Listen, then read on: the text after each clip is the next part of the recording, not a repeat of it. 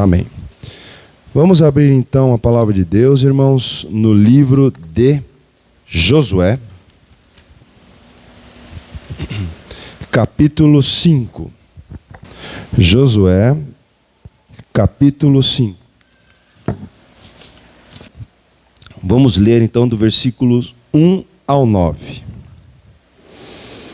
E sucedeu que, ouvindo todos os reis dos amorreus, que habitavam deste lado do Jordão, ao ocidente, todos os reis dos cananeus, que estavam ao pé do mar, que o Senhor tinha secado as águas do Jordão, diante dos filhos de Israel, até que passassem, desfaleceu-se-lhes o coração, e não houve mais ânimo neles, por causa dos filhos de Israel.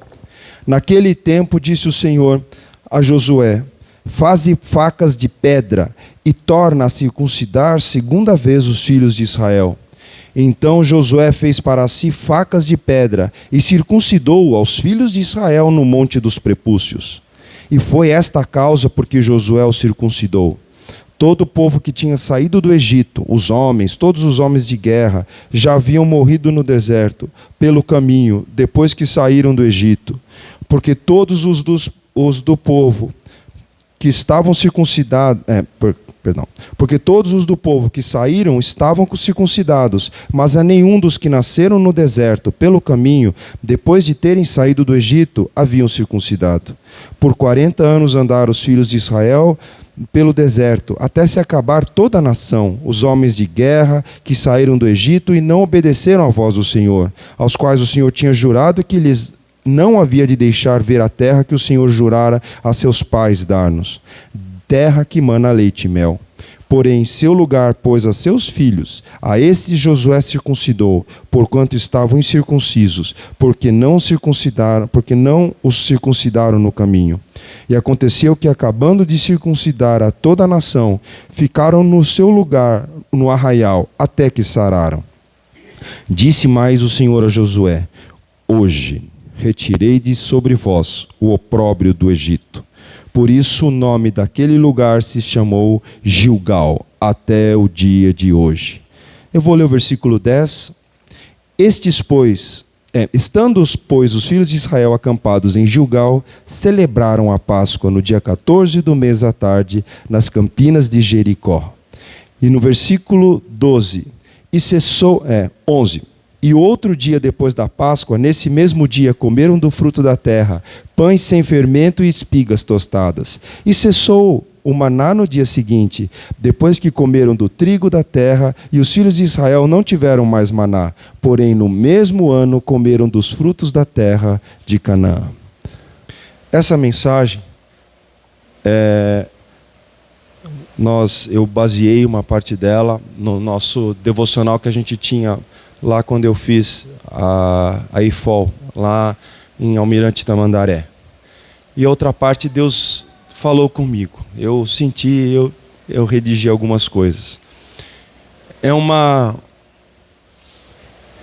passagem muito conhecida, né? E eu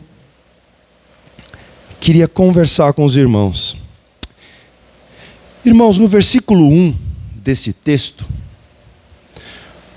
a gente pode ver que sucedeu que, ouvindo todos os reis dos amorreus que habitavam neste lado do Jordão, ao ocidente, e todos os reis dos cananeus que estavam ao pé do mar, que o Senhor tinha secado as águas do Jordão de diante dos filhos de Israel, até que passassem. Desfaleceu-se-lhes o coração e não houve mais ânimos nele, por causa dos filhos de Israel. Irmãos, o povo de Israel, eles na época ali, quando Moisés tinha falecido e o governo, a liderança do povo de Israel passou para Josué. Josué, então, ele recebeu do Senhor, Deus falou com ele. E nós falamos isso também na semana de consagração aqui na igreja. Qual é o tema deste ano, irmãos? Qual é o tema deste ano? Por favor. Qual o tema que nós estamos vendo esse ano? O ano passado foi maturidade. E esse ano? Conquistando o melhor de Deus para nós. Esse é o tema. Irmãos, o povo de Israel, Josué, ele ouviu de Deus assim, o valor da palavra dele para guiar o povo de Israel. O capítulo 1 fala do compromisso com a palavra de Deus para que eles pudessem ter sucesso. O compromisso com a lei do Senhor, o compromisso de tê-la no seu coração. Meu irmão, lembra que nós vimos então que para conquistar o melhor de Deus, a primeira coisa nós temos que ter, claro, temos que ter compromisso com Deus, compromisso com Cristo, mas compromisso com a sua palavra. Sem a verdade de Deus nós não vamos alcançar nada. Sem você ler a Bíblia, de você meditar, de você buscar Deus através de sua palavra, você não vai conseguir caminhar. Esse é o tema do capítulo 1. Do capítulo 2 nós não vimos. Eu não vou falar tudo, mas no capítulo 2 é aquele capítulo que fala que Josué envia espias até a cidade de Jericó. E que aqueles espias são guardados na Raabe, uma prostituta, ela os esconde na casa dela. E aí os espias eles fazem uma ronda por Jericó para ver como era Jericó. Meu irmão, a segunda coisa que nós aprendemos neste capítulo, então a primeira, compromisso com a palavra de Deus. Segundo, meu irmão, deixa Deus te mapear. Deixa Deus mapear a sua vida. Canaã está onde, irmãos? Canaã está na nossa alma. A terra a ser conquistada é a nossa alma. Deus quer que a gente tenha uma vida abundante nele. A nossa alma é a Canaã. Deixa Deus sondar a sua alma. Ver as coisas que estão ali dentro, lá no mais profundo. Deixa Deus passear e passar. Salmo 139. Sonda-me, Senhor, e me conheces. Sonda-me, deixa Deus passar a sonda dele na sua vida e na minha vida. No capítulo 3, nós vemos a passagem de Josué ali pelo Rio Jordão.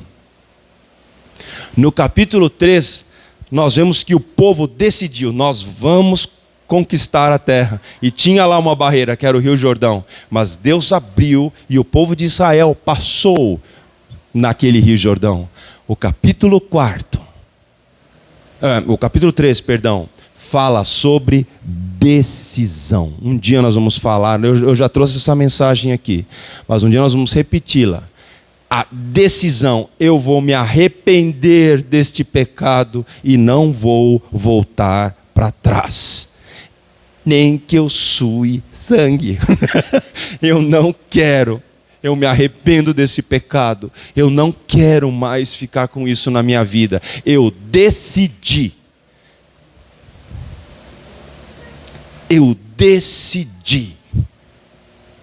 Que eu não vou mais viver esta vida.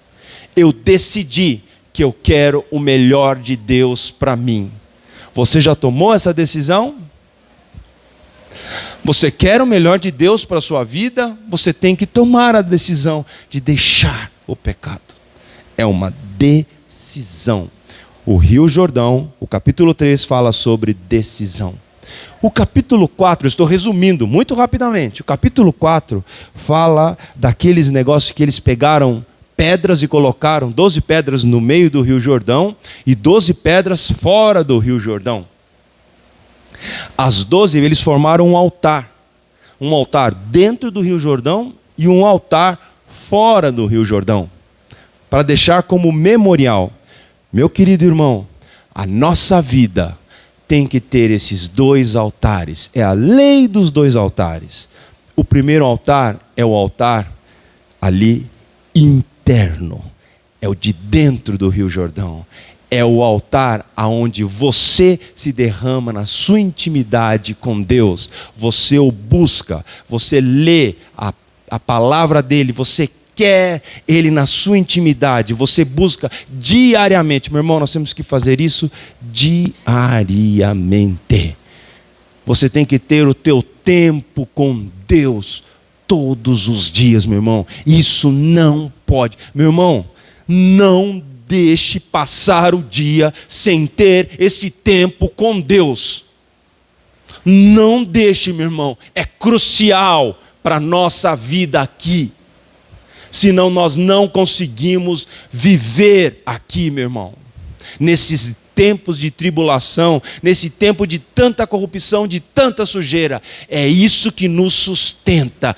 É o nosso tempo com Deus. Nem só de pão viverá o homem, mas de toda a palavra que procede da boca de Deus. Você quer escutar ao Senhor? Tenha um tempo com Ele. Pare para escutá-lo. É o altar de dentro. E o altar externo é o nosso testemunho. É aquilo que o nosso modo de viver, para que outras pessoas possam nos ver e possam ver, você é diferente. Eu quero que você tenha. O que você tem? E nós podemos falar de Jesus. E o povo de Israel foi e chegou agora, atravessou o Jordão, e o primeiro lugar aonde eles foram, que eles acamparam, foi Gilgal. Gilgal existe até o dia de hoje, mas não é assim uma cidade, é um local de escavações arqueológicas ali. Eles estão formando uma cidade ali, um centro, ok? Mas Gilgal foi o primeiro local onde Israel, ao entrar na terra prometida, ficou. A palavra Gilgal, queridos, ela quer dizer rolar, afastar, ok? A palavra Gilgal quer dizer rolar para longe, afastar. Depois nós vamos ver que isso tem a ver. Irmãos, neste local, então, quando tudo aquilo aconteceu com o povo de Israel, os inimigos, as fortalezas ficaram, e agora a gente vai ser derrotado, né? Meu irmão, quando nós fazemos todas essas coisas que eu disse até agora, as fortalezas da nossa vida também vão ficar desse jeito. Posso escutar? Amém? Amém, irmãos? As fortalezas do nosso coração, da nossa alma, vão ficar abaladas quando nós estivermos fazendo todas essas coisas. Aquelas áreas que precisam ser conquistadas por Deus. E agora, Deus fala sobre cirurgia. Circuncisão. Então, pega pedras, Deus falou, pega o bisturi, a anestesia, foi isso que Deus falou? Né? Pega pedras, facas de pedras. Eram pedras tão afiadas para fazer uma cirurgia nos meninos, todos os homens. Por quê? O povo de Israel tinha saído do Egito, e aquele povo, quando chegou na porta da terra prometida, duvidou que Deus ia dar para eles aquela terra prometida. Filipe trouxe essa mensagem um dia. Duvidou. E aí Deus falou, vocês não vão entrar, vocês dão meia volta e vão ficar, eu vou guiar vocês pelo deserto durante 40 anos. E nesses 40 anos morreu toda essa geração do Egito. Só 2 pessoas daquela geração entraram, que foram Josué e Calebe. Só 2 pessoas falaram, não, Deus vai nos dar essa terra. E Deus honrou eles, e Josué foi o líder. E Calebe, filho de Jefoné, era da tribo de Judá, e também na tribo de Judá foi um grande expoente. Foi um homem de guerra.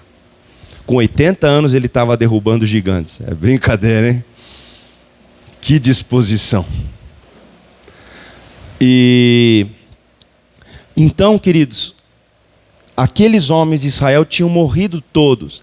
E essas crianças que nasceram com menos de 20 anos, elas esses que agora eram homens, né, com 40 e poucos anos, né, 40 anos, eles não tinham sido circuncidados. Na época de Abraão, Deus fez um pacto com Abraão. Abraão, de você, a partir de você, eu vou estabelecer um pacto. Eu quero que você faça circuncidão em todos os homens, em todos os meninos. Tire a pele do prepúcio. O que é isso, irmãos? Vamos ver. Eu sei que a maioria sabe, mas prepúcio é a pele que cobre o pênis e cobre a glande, aquela parte que cobre a glande, que é a cabeça do pênis. Aquela pele é retirada, todo judeu até o dia de hoje retira aquela pele. A cirurgia hoje, ela chama-se postectomia. É a retirada daquela pele, é com anestesia, tudo, para quem tem fimose, quando não consegue expor a glande. Então, é feito assim, é indicado nesses casos em termos de médicos, mas era em termos de aliança com o povo de Israel. Então, era circuncisão. Por quê? Era feito o corte rodeando todo assim, rodeando a cabeça do pênis. Era circuncidando. E ela tem uma forma de anel. Não é verdade? A cirurgia tem uma forma de anel em termos de aliança. Olha como é que são as coisas, né? Por que isso, meu irmão? Agora vou falar uma coisa assim que muitos não sabem. Toda aliança tem um derramamento de sangue.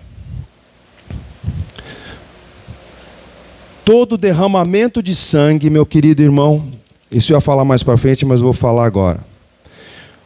Todo derramamento de sangue está associado a um altar. Você concorda comigo? Todo altar está relacionado a um sacerdócio, certo? Vocês estão pegando ou não? Todo o derramamento de sangue está associado a um altar. Todo altar está relacionado a um sacerdócio. Alguém mediando. Todo sacerdócio está relacionado a um trono.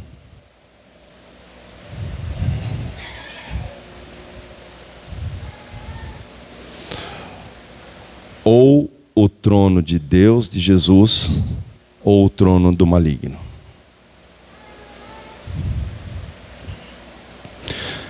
Nesse caso era o trono de Deus. Então, esse povo eles sofreram essa cirurgia. Então, meu irmão, só que não era com anestesia, era com pedra afiada. Meu querido irmão, não tinha anestesia naquela época. Ainda não tinha inventado a tal da xilocaína, da lidocaína. Não tinha inventado ainda ela. Mas é uma coisa interessante. Quando ela é feita em crianças, até nos dias de hoje, a recuperação é... Quanto mais vai ficando mais velha a pessoa, mais difícil é. Eu já contei aqui, tinha um irmãozinho que ele tinha problema de fimose e antes de casar, ele fez a cirurgia. Dava dó do irmão. E ele foi para a igreja mesmo assim, só que ele andava assim. Porque dói. A recuperação é mais lenta. É bem mais lenta. Vamos pensar algumas coisas para a nossa vida, meu irmão. Eu gostaria de pensar com vocês. Meu irmão, essa cirurgia era uma cirurgia para haver compromisso entre aquele povo que estava para entrar na terra prometida, que entrou com Josué, era um compromisso, uma aliança com Deus. E, meu irmão, tem certas coisas que para ser retirado da nossa vida, vamos pensar em termos de doença. Quando o médico fala assim para você, ó, Marcos, isso aí só sai com cirurgia. O que a maioria das pessoas pensa? Cirurgia, que legal! Quando você ouve uma palavra assim, ó, isso aí é só com operação. Como é que você fica? Não fica apreensivo? Sim ou não? Cirurgia não pode ter problema na anestesia? Não pode ter um problema durante o procedimento? Não é um negócio que traz um pouco de angústia para a gente? Também tem uma coisa, cirurgia não é uma ferida? Sim ou não? Só que é uma ferida para curar outra ferida. Não é verdade?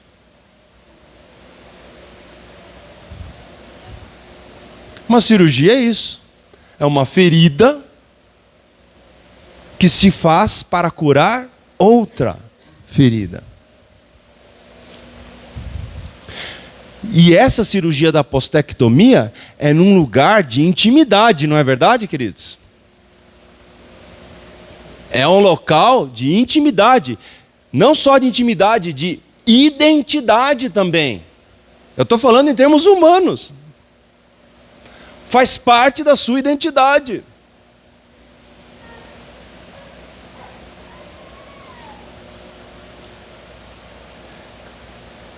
Tem determinadas coisas nas nossas vidas, queridos,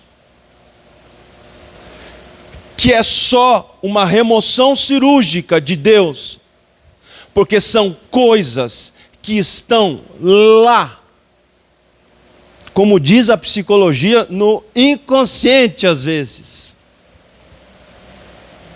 Ou são coisas que nós recalcamos, porque trouxeram tanta dor para nós. Quando nós lembramos desses traumas, quando nós lembramos dessas culpas, nós recalcamos e jogamos lá no salão de jogos da nossa vida. Salão de jogos, aquela área da sua casa e da minha, que a gente, o que tem isso aqui? Ah, isso aqui? Aonde coloca? Ah, coloca lá. Naquela salinha, no salão de jogos, né? A gente vai jogando as coisas lá, né? E fecha a porta para ninguém ver. Aquele lugar você não leva ninguém para conhecer da sua casa. Nós fazemos isso na nossa vida. Nós recalcamos porque dói, meu irmão. São feridas que fedem. São coisas na alma tão profundas. Pecados secretos que estão lá dentro do nosso coração. Circuncisão é uma coisa, queridos, para tirar a nossa carnalidade. É a cirurgia que Deus faz para tirar a nossa carnalidade. O prepúcio é um lugar escuro, obscuro. Ali é para tirar a nossa carnalidade. Eu não estou falando para você fazer assim, então tem que marcar uma cirurgia. Não, tem que marcar uma cirurgia com Deus, meu irmão. É ali. Meu irmão, o povo de Israel que saiu do Egito, eles eram circuncidados na carne, mas o coração deles era incircunciso, estava cheio de carnalidade. Ai, como era bom o Egito, como era gostoso aqueles melões, não sei porque, eu sempre falo, não sei por que eles encasquetavam com melão. Os peixes, a cebola também, né, irmão? A cebola afina o sangue, né, eles falam. A cebola lá do Egito, como era bom, você tirou a gente do Egito, a gente estava bem lá. Muitas vezes, estamos olhando para trás também, fica olhando para trás na vida antes, falando, a gente não tinha essa dificuldade antes. Meu irmão, em nome de Jesus, não faça isso. Aquele que toma a mão, aquele que coloca a mão no arado e olha para trás, não é apto para o reino dos céus. Em nome de Jesus, para de olhar para trás. Pare de olhar para trás.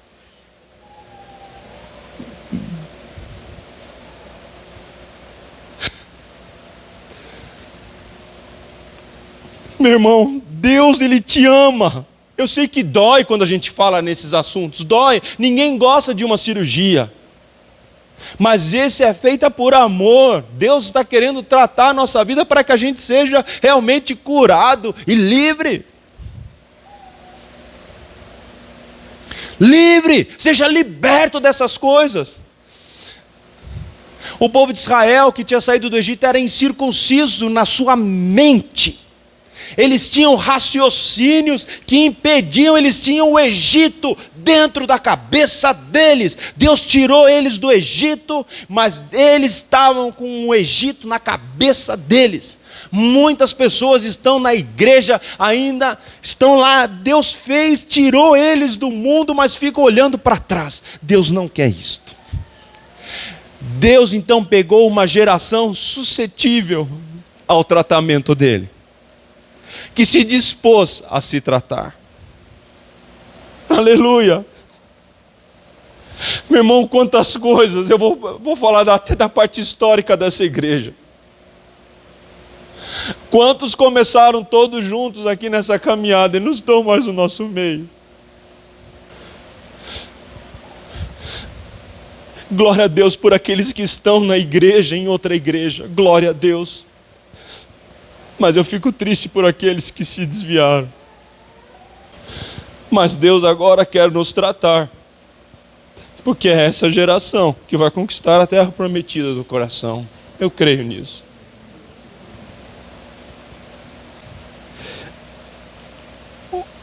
E Deus chegou no versículo 9 e falou o seguinte: hoje eu revolvi, eu tirei o opróbrio do Egito. Não é isso que está escrito isso? O opróbrio do Egito. Meu querido irmão, quando a gente deixa, a gente traz para fora, quando a gente traz para fora todas essas coisas que estão lá no nosso coração, no mais profundo, quando a gente pede Deus para sondar e Ele traz para fora tudo isso, isso dói, não dói? Não dói? Aquelas mágoas, aquelas culpas, traumas, tudo.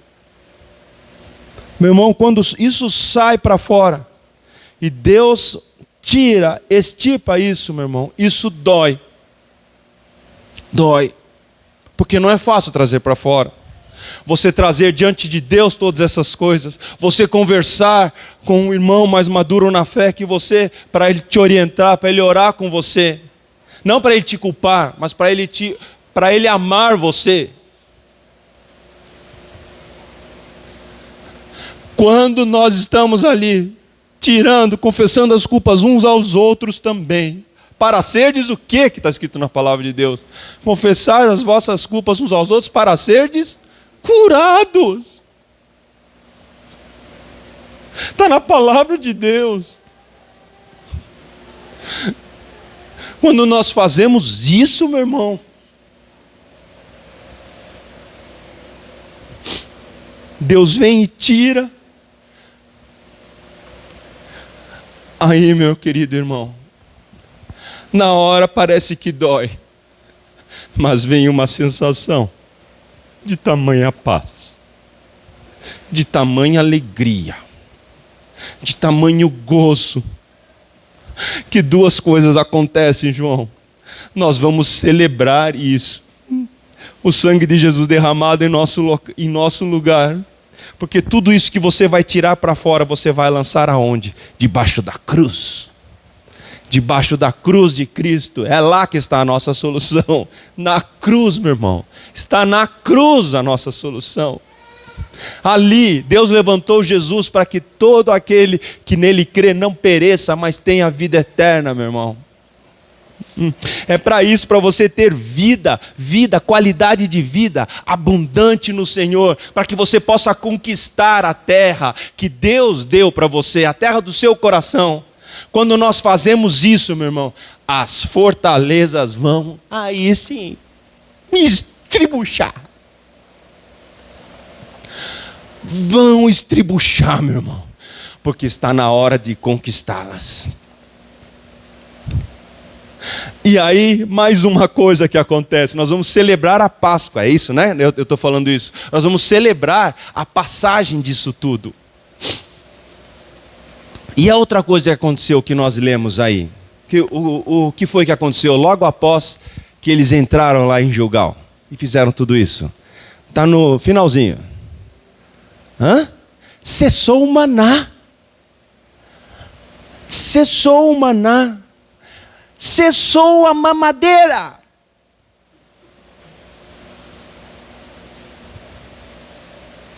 Entra agora a comida sólida. Entra agora crescimento. Entra a maturidade. Sobe patente, meu irmão. Você sobe de patente.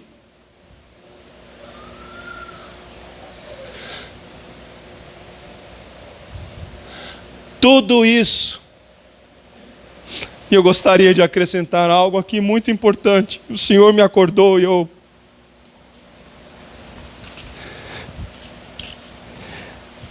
Foi no dia 11/3. Vocês podem ver lá no WhatsApp de vocês, lá da igreja, que esse dia eu coloquei a mensagem 5h50 da manhã. Estava orando pela igreja e o Senhor me disse assim: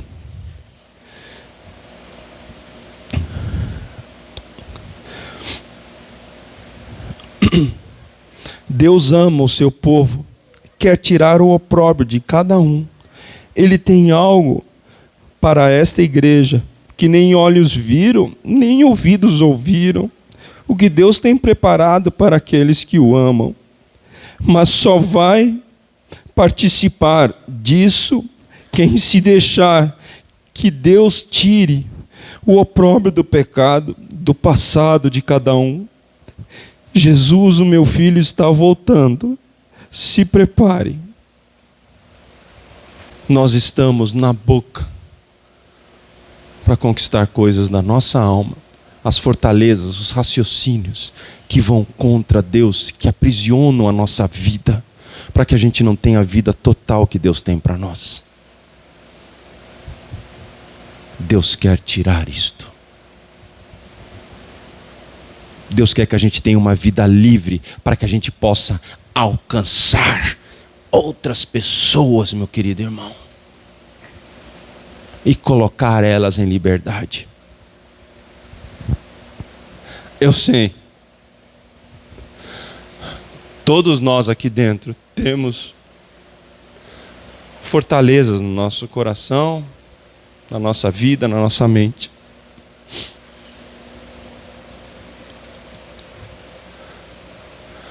Mas Deus quer tirar isto. E isso é uma decisão, meu irmão. Pessoas aqui se abriram e Deus revolveu o seu opróbrio. Deus quer revolver o opróbrio de todos nós. Aleluia. O opróbrio de todos nós. Porque Ele quer nos dar a alegria dEle. A alegria dEle. Amém?